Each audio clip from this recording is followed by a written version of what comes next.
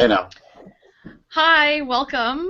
This is the Heroine's journey, and we're talking about the differences between the heroine's journey and the hero's journey and how that relates to developing characters who are real. Um, and the idea for this panel originated in a conversation that Kelly and I were having a while ago, like several months ago, um, about this. Using this book, 45 Master Characters, as our reference book, and I think Tracy has a different book with the same general content in it. Um, so so let's have everyone go around and introduce yourself, say where you're from, and why you chose to be on this panel. So Shall I start? sure. Yeah. Hi, I'm Tracy. I'm from Melbourne, Australia. I write epic fantasy, and I have multiple really strong female characters in my epic fantasy novels. I only intended to have it didn't start out that way. It wasn't deliberate, but I think it's because of all the strong females in my life. I grew up on a farm, and all these strong women have popped up in the story. So there's multiple heroines in some senses. Yeah. And I'm Sure. Kelly McClymer. Oops, I'm sorry. Go ahead. You go ahead, Kelly. That's fine. Oh, sorry. I wasn't sure what order we were supposed to go in. Sorry.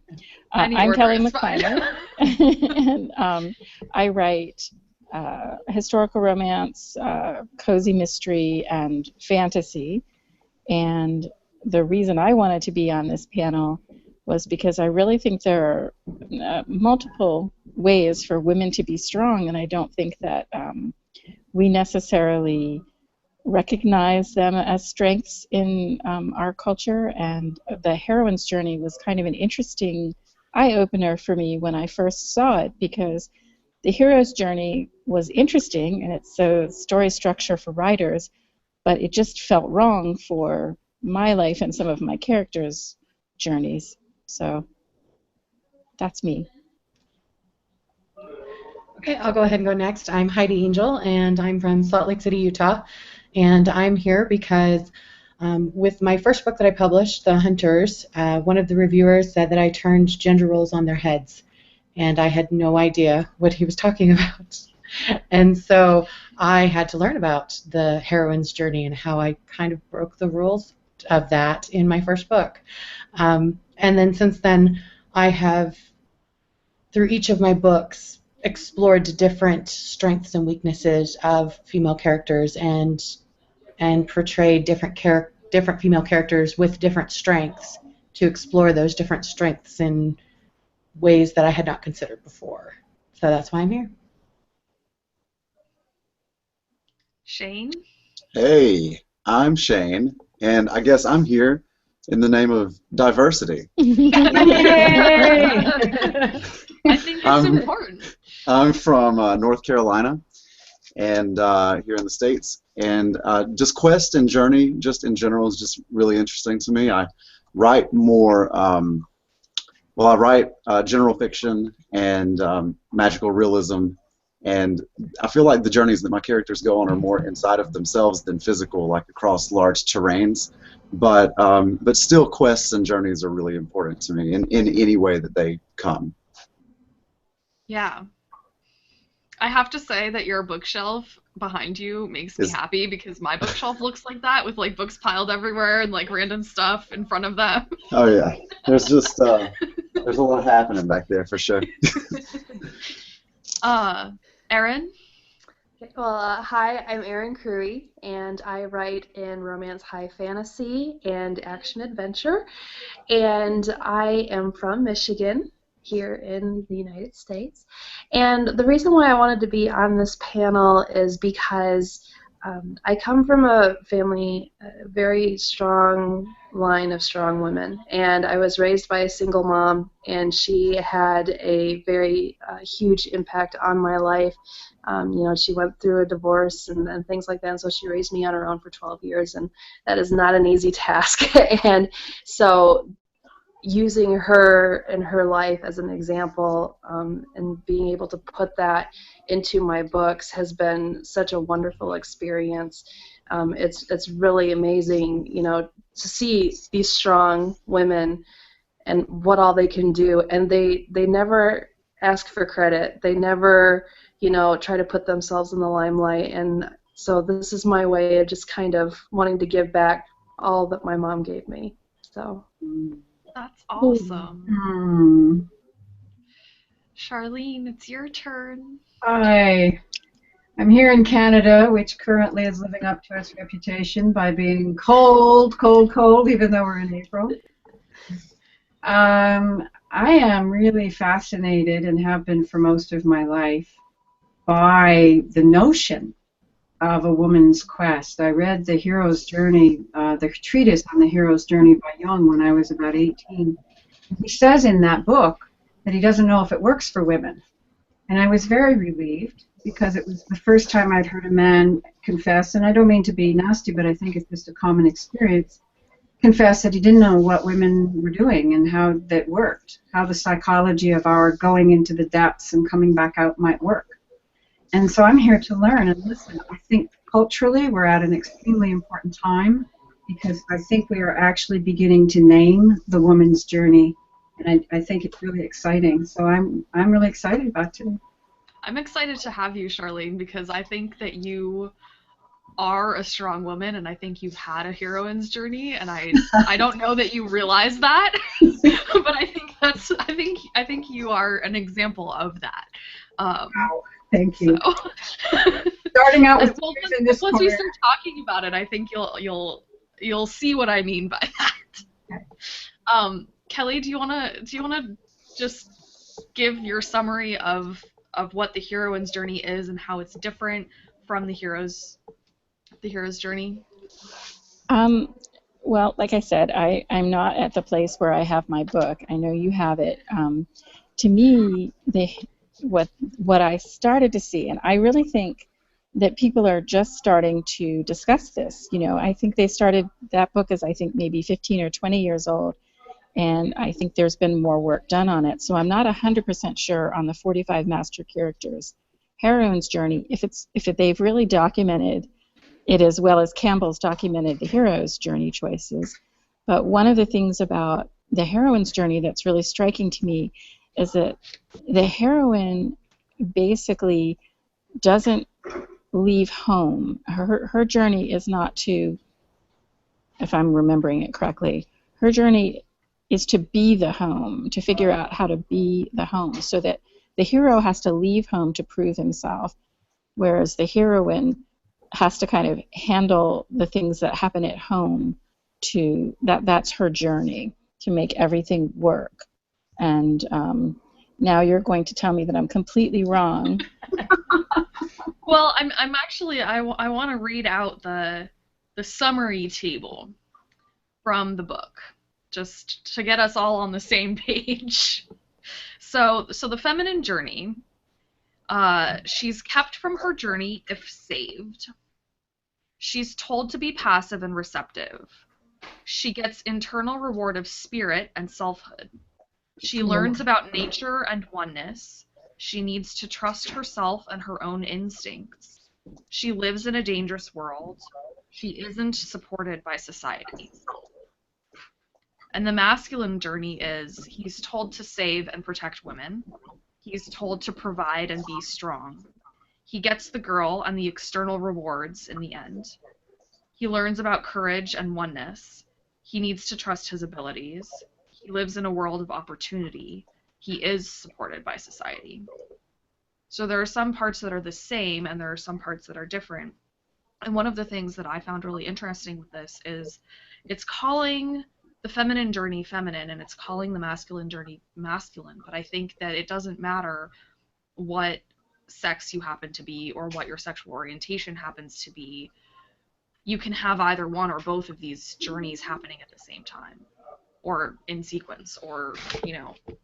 Well, we both have masculine and feminine characteristics inside ourselves, and that's one of the problems, is that we keep wanting to talk about them as if they're isolated and separate, and they're not.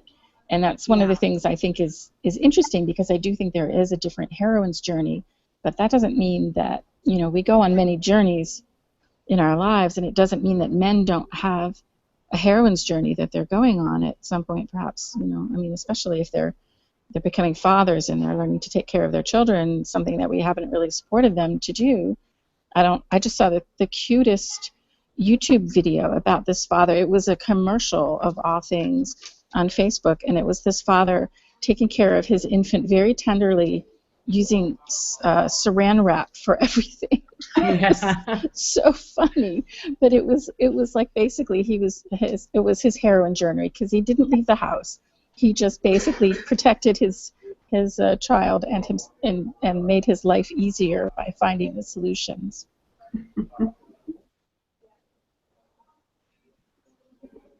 I don't want to talk. I don't want to do all the talking. I want to leave room for other people. Yeah, I'm curious. I'm curious what other people think about all of this. Well, I have a question, if that's okay. Of course, you're allowed to have No, questions. sorry, no questions. No questions? Oh, well, all right. Understood. No, so the chart that you read listed the traits of the masculine journey versus the feminine journey. Is that right? That was the language that they used? Yeah. So I'm wondering if do you think that it's just a semantic shift, or is it more significant that they're calling it feminine versus masculine as opposed to heroine versus hero? In my brain, heroines and heroes feel like character types, whereas feminine and masculine feels like something different and a little bit more abstract, maybe. Mm-hmm. I agree with you. That's why I call it heroine's journey and hero's journey, because to me there's the story feels like it comes from that, but I do think it is something bigger. I think it's something that's more universal. So I think that's why they chose to call it that. Well, the Joseph Campbell uses one of the Babylonian characters. I'm forgetting Gilgamesh. Mm-hmm. This is Gilgamesh as one of the exemplars of the hero's journey, and one of the exemplars that some of the people who've talked about the heroine's journey use is Inanna, who, you know, is his contemporary, which is really, it's kind of interesting. It's going back to the at least what we have recorded as the beginning of those tropes. I'm sure they were developed over thousands and thousands of years. They just weren't written down. And so I think that it really is about, like you're saying, the character, the person in this big story, but the hero is meant to conquer, whereas the heroine, or to conquer the outside, whereas the heroine's journey often is a more internal journey. It's not strictly internal, but it's more like the more intimate relationships, whereas the hero is more about the larger, more political relationships, I guess I would say. Mm-hmm. I have no idea if I'm right. Please feel free to disagree with me completely. Well, I was thinking while you were talking about how heroes and heroines are specific types of characters, right? Like they have to check certain boxes in order to be a hero or a heroine. It's not necessarily a protagonist is a hero, right? But there was some pushback on that, I will say. For a long time, women have been wanting to not be heroines, have wanted to be heroes. Mm. So, you know, for example, a woman who is like a warrior would be preferred to be referred to as a hero. Okay. But I actually do think they're different. But so I'm going to push back a little. The difference is sexual orientation so much as it is the way that they approach things. Their journey. Yeah. So like in my book, The Hunters, my main female character, she's the dominant leader. Everybody respects her. Everybody looks to her for the answer, even her partner who's a male. And I guess that's where this guy came up with the idea that I was flipping gender roles on their heads. And her journey is very much the hero's journey. It's not the heroine's journey. She is absolutely positively from the beginning the hero. And at the end of the story, everybody's still on board with her. She doesn't go through any growth. She's the one they're following. So everything that's happening is external. It's a hero's journey, even though she's a female lead character. Yeah.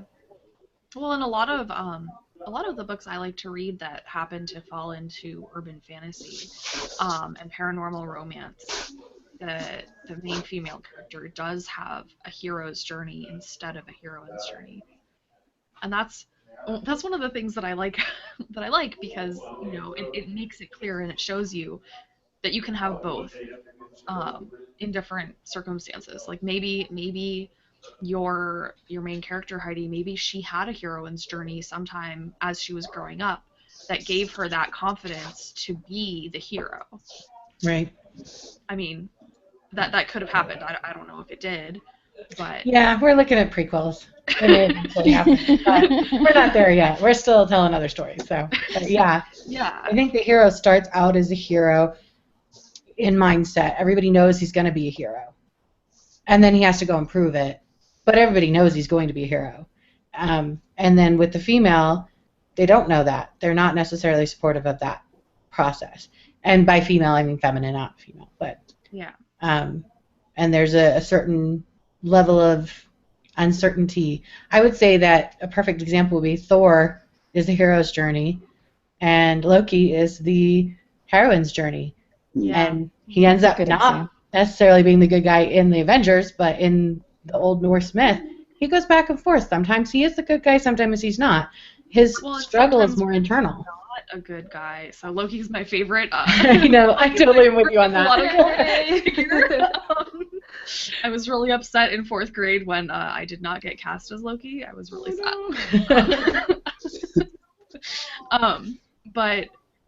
But he, like, a lot of things, if you read the original myths, a lot of the things that Loki does, he's trying to show the other gods that they're being overconfident. He's trying to help them grow, but they're not interested in having a heroine's journey, and so he Right. ends up perceived as the bad guy when he's like, well, you didn't actually think of everything. You say you thought of everything, but you didn't.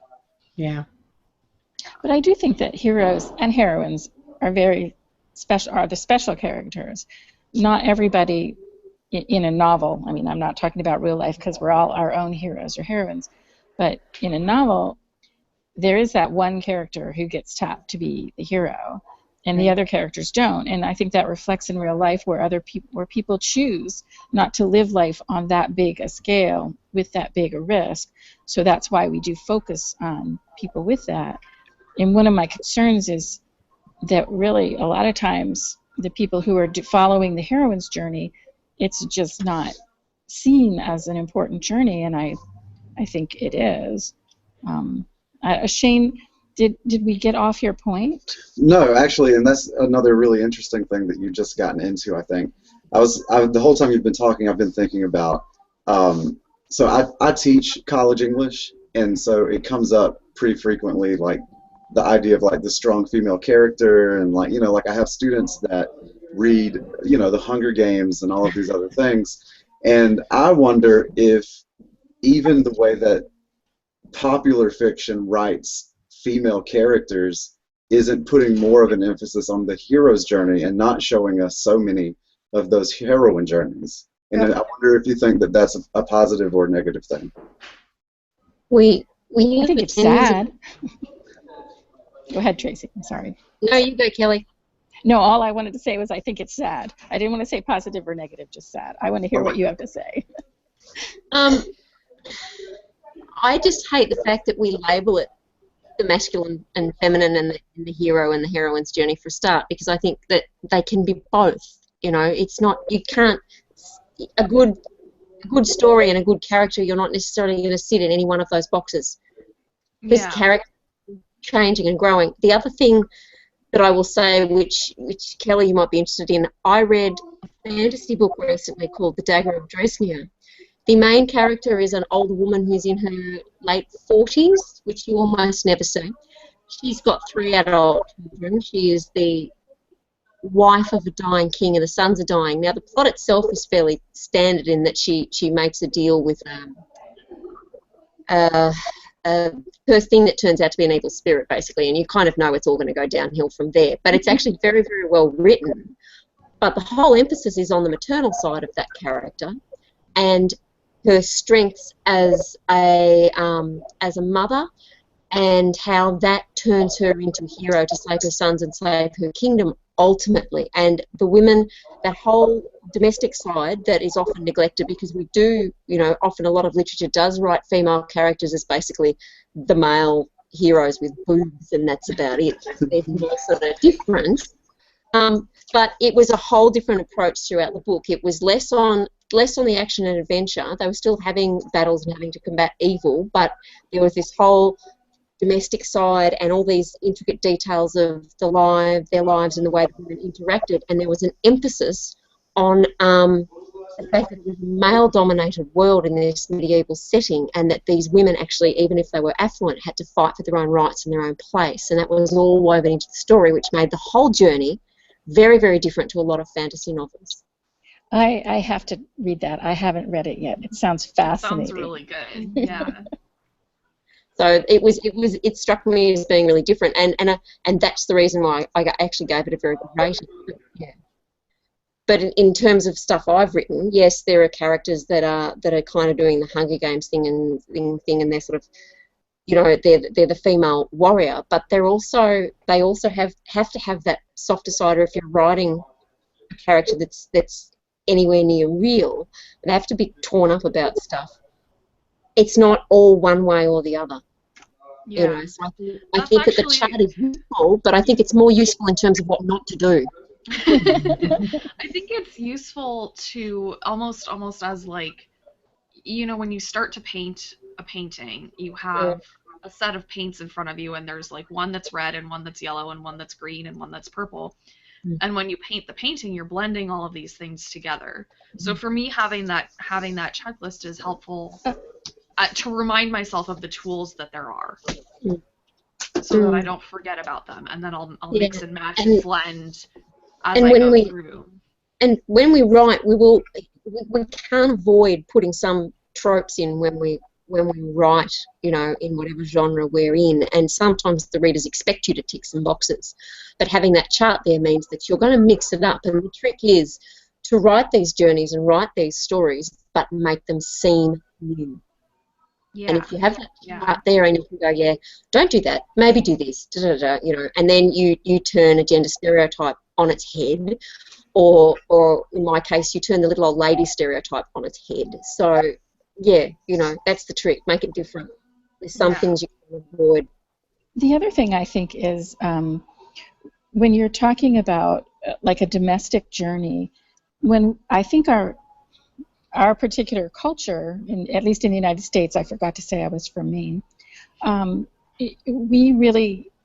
we're not comfortable with women who aren't able to take care of the home. We like to divide out, even now in this day and age, that men have these certain, I guess you'd call them hunter type profiles, and women have the nurturer type profiles. I think that's really interesting that you're commenting on that, because I think there's a generational shift.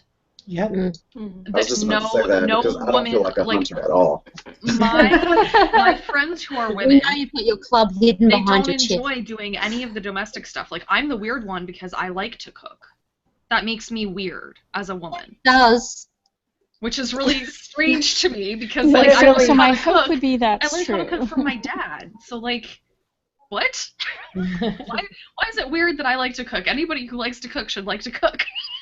Yeah. Well, and I think that's a good thing to bring up, because I think sometimes, and I don't know if you guys are noticing this, but sometimes as a woman, you mentioned like you like to cook. I like to cook too, and it's often seen as weird sometimes. And I think, there is a cultural shift going on, but at the same time, do you often notice that sometimes it's kind of looked down upon if you are more traditional, I guess, for lack of a better term? You know what I'm saying? Like, for example, like for example, I have a lot of friends who are stay-at-home moms. I have a lot of friends who work. I have a lot of friends who are working moms who don't have kids, and it seems like no matter what path in life that they choose, somebody's saying there's something wrong with that. You need to be this way. If you're working, you need to be at home. If you're at home, you need to be working. And it's kind of like, I don't know. It's just why can't we have that balance? Redefining being a woman means. Yeah. And when you're redefining, every time you take it out of a level where we just accept it, then you have to think about it, and it makes everyone go, oh, well, did I make the right choice? And so then they're like, I mean, it's like the mommy wars, breastfeeding versus bottle feeding, swaddling your child, don't swaddle your child. I mean, it's all ridiculous at some level, but it gets very intense when you're going through it. Yeah, that's one of the reasons why I like writing, because I can work at home. I get Yes, to wait till you have a house full of children.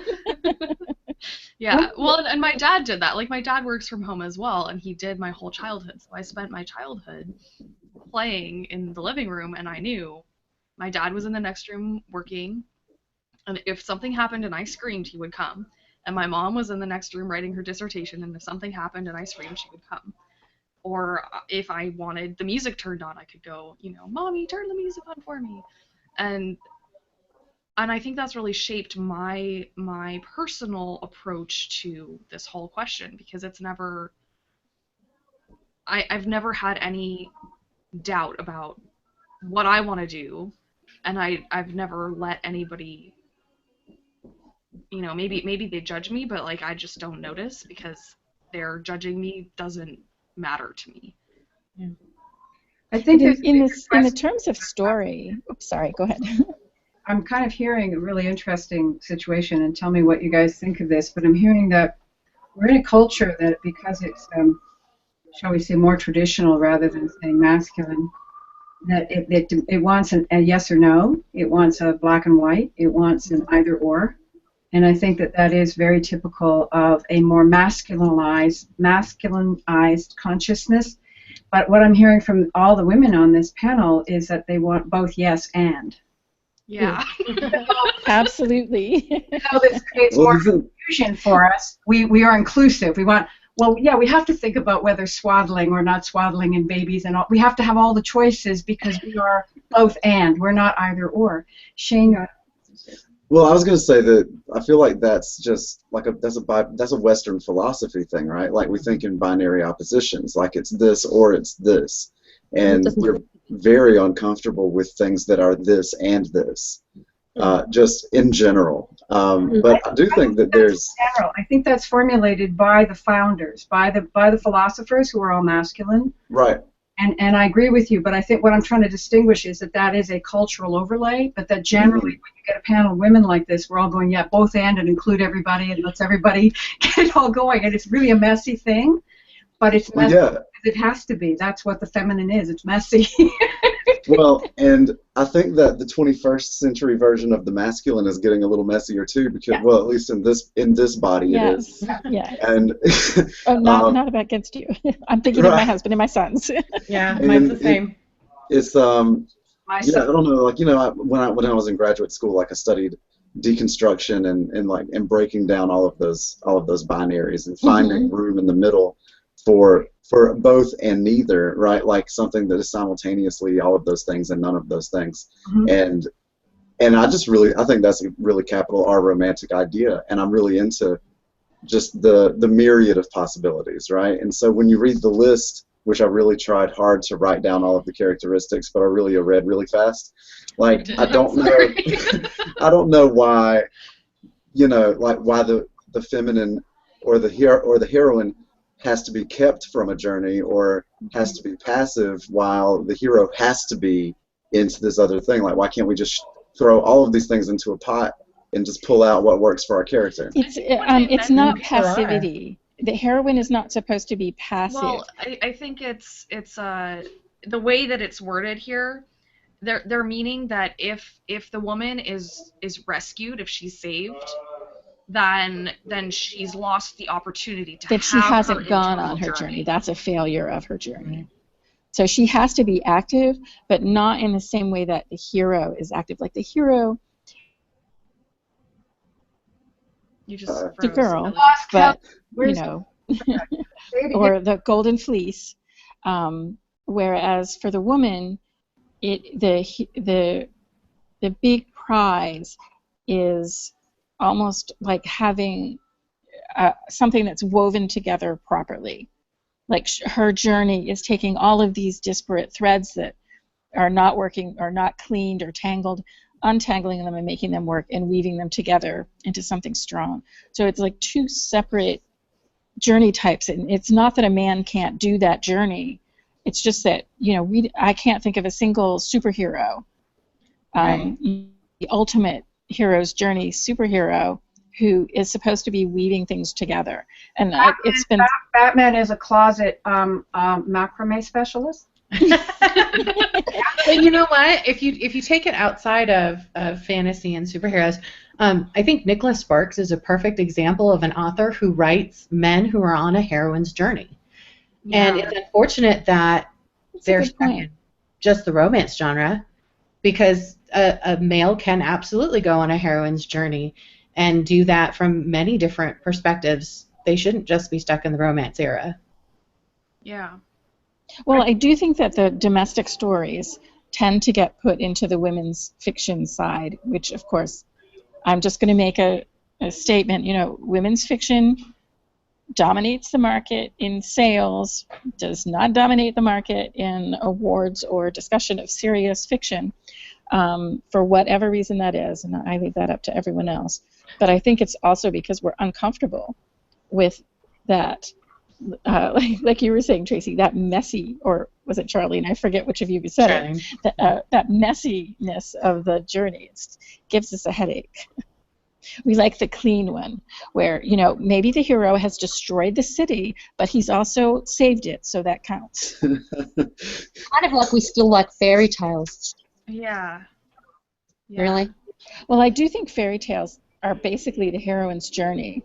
There are heroine's journey stories that have survived for a very, very long time, and that's the interesting thing about them, is we tell them to children. Yeah, there's some pretty dark ones. I prefer the stuff that's a lot more grey. Yeah, me too. Well, that's the original story. I mean, Disney makes everything fun. So The original Grimm's brothers are grim, and Anderson. Yeah.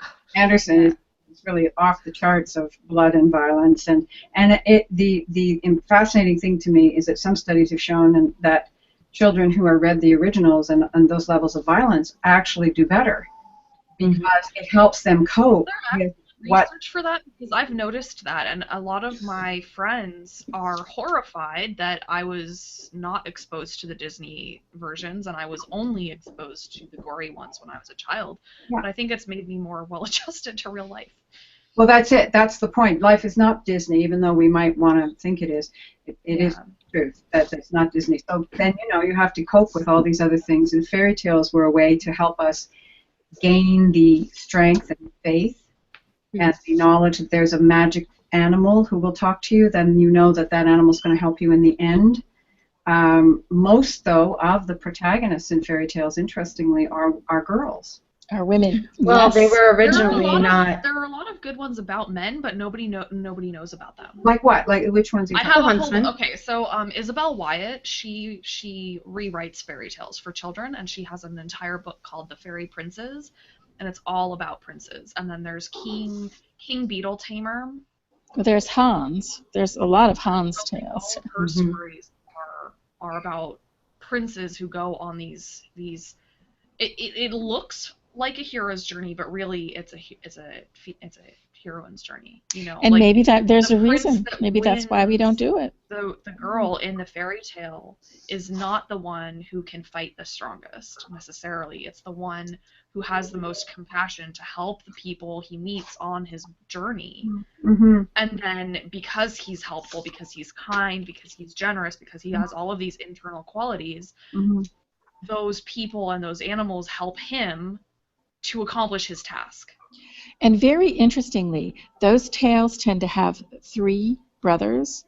Yeah, and it's always and the 2 older twin. brothers are not. They don't help anyone else. Right. They're totally focused on getting for themselves. And often they will get together and kill the younger brother who has done all these things. Yeah. And through the generation of all the creatures that he's helped, he comes back to life somehow and wins the day. Typically, it's the dumbling. Yeah, it's the slow one in the family, the sort of one that's kind of a little bit less than the others. who actually wins the deal, and that seems to be a human kind of quality. The part of ourselves that we don't want to have is really a strength, and we have to wrestle that through a little bit, it seems. The one thing it seems like they're getting taken advantage of, because I do think, at least in the Western culture, we don't want to be taken advantage of, so we're very self-protective, and it leaves us unable to be open. Yes, sorry. I wasn't asking you to stop. I was just putting my name in the hat for next. I know, but you haven't talked enough. You need to talk. Well, I'm just kind of listening and taking notes and whatnot. I was wondering if we could go back to Aurelia's list again. Do you still have that nearby? Yeah, I do. I still have it open. Do you want me to read it again? No. You don't have to. Although I know I completely missed all of it. But I have the name of the book. I'll order it. I wonder if you could look at the list and talk a little bit, because we've all sort of expressed that we think that characteristics of both journeys can happen in one journey, right? Like that it doesn't have to be exclusive. And I wonder if you can look at the list and talk about characteristics from both sides that you think are at odds with each other, like that could not coexist in the same journey, and then characteristics that maybe can coexist in the same journey. Well, I guess the most obvious one is the not supported by society versus supported by society one. But at the same time, now, I'm going to do the feminine thing, right? I think you can't have both. Let's start at one place If you have and end up at multiple another cultures place going on at the same time, right? Like if you have one level of society where you are supported, and a different level of society where you're not supported, like that comes into cultural differences. Well, and if society rejects you early, but then you save them, maybe they accept you at the end, right? That's true. Maybe. Yeah, so that one's for sure. I think it's interesting about the similarities. They both involve learning to trust yourself. They both involve having the courage to go on the journey in the first place, whether it's an internal one or an external one, and learning about all of the things that you need to learn in order to succeed. And not giving up, which is the big one. They go through the whole journey. And you have to have a willingness to get back up again when you fall, whether that's literal or metaphorical. Mm-hmm. And I think it's interesting too that they're talking a little bit about historical gender stereotypes where women are supposed to be quiet and they're supposed to be the homemaker, and they're supposed to be just passive creatures that don't do anything ever unless they were told to. Whereas the men were expected to be out there doing stuff to provide and to protect. And one of the things that we talked about was the Bechdel rule, which is a filmmaker's rule made by brought out by some women, saying, a film passes the Bechdel test if there are, two female characters who talk to each other who are not talking about men or their relationships with men. And so that is one of the things we have in the hero's journey, is that women really, the roles for women are often even less than supporting characters. They're more like representative of something, not actual real people. And I do think that's changing. But you still hear people complaining about it, even in the latest Star Wars movie. I was just thinking about that, actually. No Rey doll. I know. I'm real hard Team Rey right now. Like riding the Rey train. Since I saw that movie, and I was upset that there were no Rey dolls either. I didn't even want to buy one. I just wanted there to be one. My boys wanted Rey, and they were really upset that they couldn't have her. Yeah. So it's interesting because didn't they have a Padme doll when the Phantom Menace first came out? No, they didn't. I thought they did. They didn't. It was a similar situation. She was released later, but other people understood that because she wasn't the main focus of the story.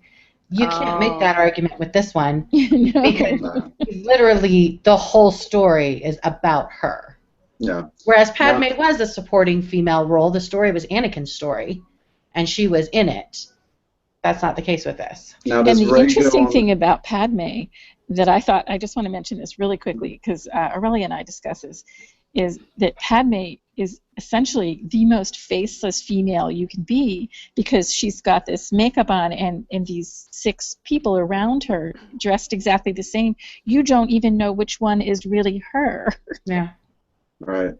I was wondering if Rey went on a heroine's journey or a hero's journey, because her story mirrors Luke Skywalker's from the first film, exactly. almost shot for shot. So anything about her journey that's feminine, his also has to be feminine in the same ways almost. Yeah. Yeah. I always struggled with, I'm a huge Star Wars fan. I'll admit I'm wearing Star Wars from the beginning. I love all the way from the beginning. But I always struggled with Luke as a hero until I learned about the heroine's journey. Because to me, he wasn't a hero. He was a big old whiny butt. And I hated him. And I thought Leia was the hero. And my mom agreed with me. My brother disagreed. And it caused a lot of fights in the house. So That's you so know, but yeah. interesting. Yeah, I mean, well, Lucas has said a million times, well, maybe just one time, but he's definitely said that he mirrored Luke's story after Campbell's work. Yeah. You know. Yeah, and there's so- a whole series of interviews with the lawyer between Campbell and Lucas. Mhm. Bill Moyer, yeah. So it's interesting that you saw Leia as the hero as opposed to Luke, when like the intention of the creator, and I think like I'm with Roland Barthes. I think the author's dead, but like, but it is interesting that you see. Potential fallacy. Yeah. Yeah. But nonetheless, it's interesting, isn't it? Yeah, for sure. It's also interesting that George Lucas is a guy, and it's possible that he understands the hero's journey, but because he's a guy and he's had his own heroine's journey, that he was able to write that into Luke without realizing that he was doing it. I don't think we've got the heroine's journey anywhere. I think the closest we've come is the anime Frozen. I think that the Well, the but I notion, don't know that the notion I in don't know Frozen. that that's necessarily a heroine's journey, really. Well, the one I of don't know. I really didn't like that movie because it was not a great Ice Queen story. So, one of the great pluses for it, and I agree, the notion of the Ice Queen is a very interesting one, and it does harken back to some fairy tales as well. But the notion to me that was really the changing point is where true love could be between 2 sisters. And that changes everything. That changes the entire It does. mythology, and it seeds something differently in the minds of all the millions and millions of little girls and boys who got that message. That is profound to me. Yeah. That's a game changer, as they say. And that it doesn't have to be romantic love. No. That saves Yeah. people. No. A lot of the original fairy tales weren't romantic love. That saved the girls in the end. It was familial love, or it was familiar protection, or just a random stranger in the woods who doing the right thing for humanity. yeah. One of my favorite fairy tale ever is a Norwegian one called Tatterhood. It's about 2 twin sisters, and they like go on adventures like Vikings do, and they definitely have both happening at the same time, and at the end, you know, they have the fairy tale wedding at the end, but one of the sisters doesn't originally want to get married to the guy. She's like, sure, I'll walk you down the aisle, but I'm not getting married to you, sorry. But the conversation she has with the guy on the way to the church is you know, she's trying to get the guy to put her in a box, and he refuses to. He's like, okay, fine, you really want me to ask this question, whatever, I'll ask the question. And because he refuses to put her in a box, she falls for him, and they get married. And that's I love that about that story. This is a bounce off, in a sense, to, or it reminds me at least, of Sir Gawain, the legend of Sir Gawain, where he brings the hag to the court of Lancelot, and the hag is there, and Gawain has agreed to marry the hag in order to save King Arthur's life. And so he goes and he's having the wedding feast, and everybody's feeling, oh my God, he's got to marry this old, ugly, horrible woman. And then he takes her in the back on their wedding night, and he says, okay, well, I got to do my duty. He turns around, she's this gorgeous woman. And she says, I'm under a spell. I can only be this way for half of the day or half of the night. What would you like me to be? When do you want me to be gorgeous? And he says the only thing possible. He says, you make the choice. And that breaks the spell. And to me, that's another profound moment in mythology that I think still resounds for women. What would you all say about that? I think that a guy who understands you got to make your own mind up, or the masculine in you knowing that you have to make your own mind up. Well, the choice itself is interesting, because she's saying, do you prefer other people think of me as beautiful, or do you want the beauty just for me? And so, you know, to be able to break the walls of those choices and say, whatever you want is like, I mean, I don't know how many people can do that, never mind men or women. I agree. That goes right back to what Charlene was talking about earlier with, like, the binary opposition, right? Like, he set up a riddle, or she sets up a riddle that has only one right answer, but she doesn't present the right answer to him. And so he has to think outside of the confines of the question in order to get the answer right. Yeah. And I do think that that's true of the hero or the heroine, is if they're going to be a true hero or heroine as opposed to just a character in the book, they have to think outside. They cannot just make binary choices, even the hero. That's interesting. Yeah. I think that's what we learn from reading, is we learn how to think outside the box, so that when we're faced with real life situations where society or our job is trying to push us into an either or, we have the creativity to say, no, I'm going to pick this other choice that you didn't give me. I'm going to choose this choice because it's the right thing for me, but it's not one of the two options that you just, thought I would go Yeah, for. Always go for option C. Yeah, because that's taking the paradoxes. I think what I'm hearing from what you're saying, really, is that it's, instead of the paradox being oppositional and therefore getting stuck in it can't be this and it has to be that, or it can't be that and it has to be this, the paradox becomes something that has to be embraced as a whole. And that means you're automatically outside the box, and you have to decide for oneself. And, to use Jungian phraseology, that's the individuation. Whether that's male or female, that's the individuation. And maybe we don't have choice over what part of the out, and I'm sort of answering my own question here, if you don't mind, for a moment. Whether we don't have choice over that, whether it's an outer journey or an inner journey, male or female, masculine or feminine, some people don't have choice about that, but we do have choice about how we relate to the ultimate paradoxes that our lives contain. I'm going to stop talking now because I'm not sure I even said that. We've got it on tape. That was good. Did somebody write that down?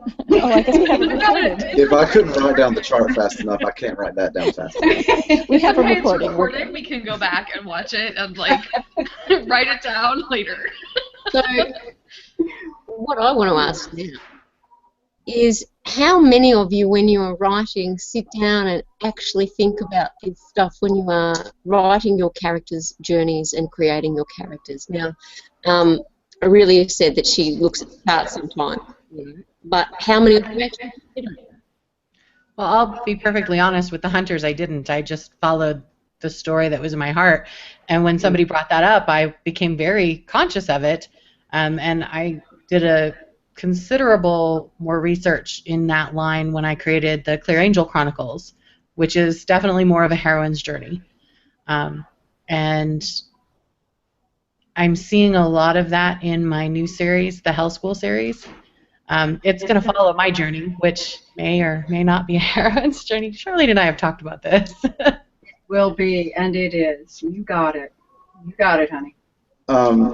I would say that what we're talking about right now points to the collective consciousness, right? Like, the reason that these things are patterns and the reasons that symbolism works the way that it works is because it's just in us. That's and right. so when we tell stories, we use similar patterns, even if it's not a conscious decision. Right. So, when you look back and you see those patterns, then you can sort of beef it up a little bit. But I don't think that anybody really sits to write unless their name's Nathaniel Hawthorne with like beat you in the face symbolism. Yeah. Well, Not with their first book. it sounds to me too that what you're pointing to, Shane, is, and see what the others, what you all think of this, that the act of writing isn't necessarily one that gets filtered through the intellect. That you can play with what I can do is play with the intellect in other places and expand it and have fun with it. But when I'm sitting to write, it's more of almost a mystic experience because I have to listen to what those characters are doing and what they're saying and where they want to go. Yeah. That For seems me, to I use the intellectualism to ask the questions Ah. of the characters. Do So you do that before you started or after? Hmm? You do that, sorry, I interrupted. Do you do that before you start composing them, or do you go back after you have and make them, if you like, tweak them based on the chart? So my characters, my story ideas come from dreams because I have the craziest, weirdest dreams ever. And so I meet these characters because I dreamt about them. But it's like when you first meet a person, you don't know much about them except, you know, what they look like and that they've made these choices in the 10 minutes you were together. So I use the intellectualism and I use the journey and I use the emotional complexity and the what happens to guide the questions that I'll ask them in my imagination as I'm trying to get to know them. So sometimes it happens before I start writing and sometimes it's in the middle. Yeah. That makes sense. But I do want to say that I think that that Shane is right in that the Joseph Campbell did all of his research, deep research into the mythologies around the world based on the hero's journey from the stories that we were already creating. So his hero's journey exploration comes from literature around the world, mythic literature. And I'm not sure he did as well with the African literature. Definitely he's Greek, Roman, and whatever Gilgamesh was, which I'm forgetting right this second. Babylonian. But so that story is all around us. So we don't actually need to sit down and write out the hero's journey because we hear it in all of the tales, and which is why Campbell wanted to research it. I just think that fairy tales are maybe the heroine's journey, and we just need to start focusing back on those a little bit, and we'll start seeing the heroine's journey. Kelly, you might be really interested then in the works by Marie-Louise von Franz. She was Carl Jung's #1, and she did most of her work around fairy tales. So she was a profound Jungian. She died in 1996, but she did. Yeah, I haven't heard of her. I'll have to look her up. She did a lot of writing about fairy tales, and it would, I think, really be interesting for you. Yeah. This is reminding you of Once Upon a Time. Because the main character there, she's very much both at once. You know, at the beginning, this kid shows up that she gave up for adoption, and she has to take him home. And she goes through this complete emotional change. She didn't want to have a family, and suddenly she's starting to change her mind about it. And that is what draws her into the hero's journey.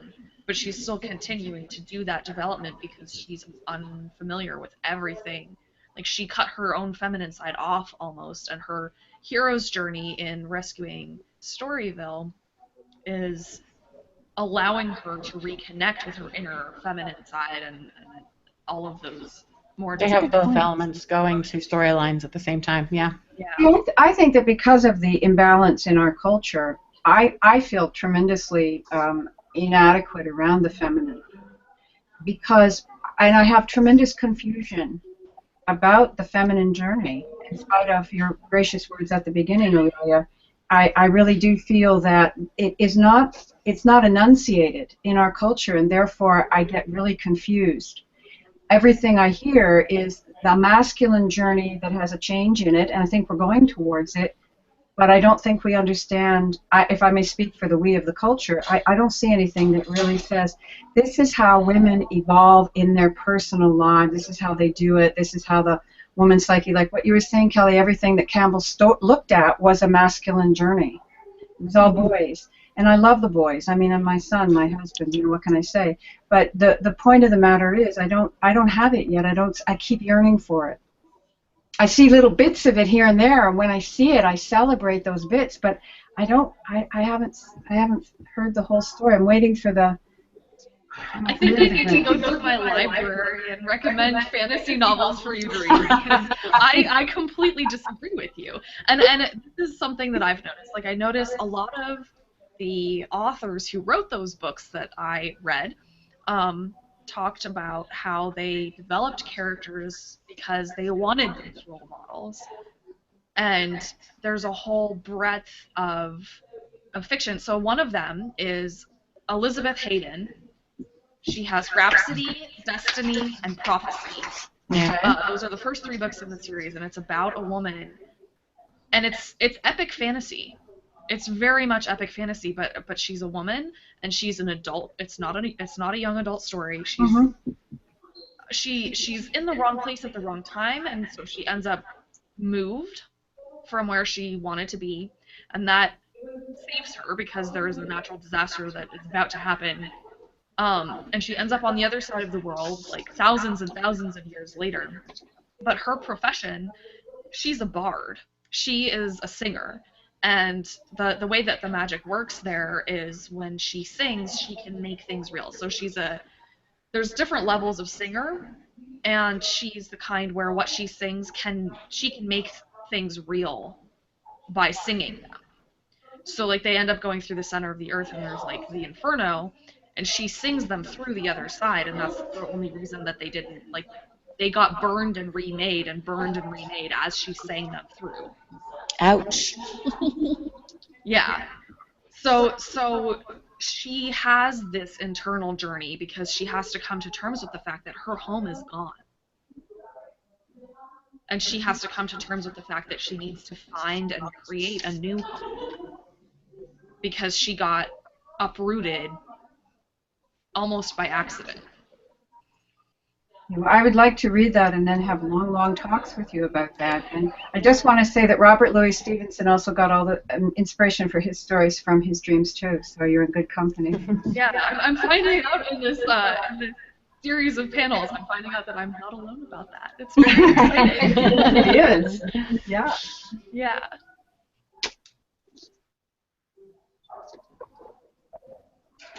I know that we're up against the clock, right? Like we stop at 4. Yeah, we have like two minutes or so.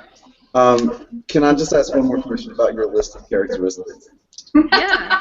I'm fascinated. I think this is the professor you coming You're all about those characteristics. As a teacher, I gotta say, like, I love lists of like this is a chart I would put on the board. You know what I mean? Right. So I guess my last question is, like, when we think of journeys, we think of them traversing like landscapes or distances, and I wondered because I can't remember and I didn't write anything down other than like kept from journey. If there was anything about physical travel in either of those lists. No, there's nothing about physical travel in either list. That's interesting. Yeah. I have a couple of other lists I could send you, Shane, if you're thinking of putting these up on a board. Yeah, There's a couple of women who've been working on I it. don't even come up teach a with some class for lists. this. You want some lists? I could make some lists. Can we, Aurelia, can we get another panel set up just for lists? Just lists of different things. Yeah, different lists. I have known. Hey, tonight during the wrap-up show, we'll just do list talk for an hour. I like it. But we got to finish the novel, right? Yeah, and I actually think that the story of John P. McNeid is going to be a heroine's journey. Let's make it. I think it probably, from what I have only heard little bits and pieces. Yeah. Well, there's a lot of ways we could take that comment, Shane, and slide it sideways, but I won't do any of it. I'm going to be very good. All right. All right. Thank you all for being on this panel. I really had a fun time, and I think we talked a lot about good things. So Yes, I loved this. This is perfect for me. A lot of fun. Thank you. Thank Bye. you. Thanks, Tracy.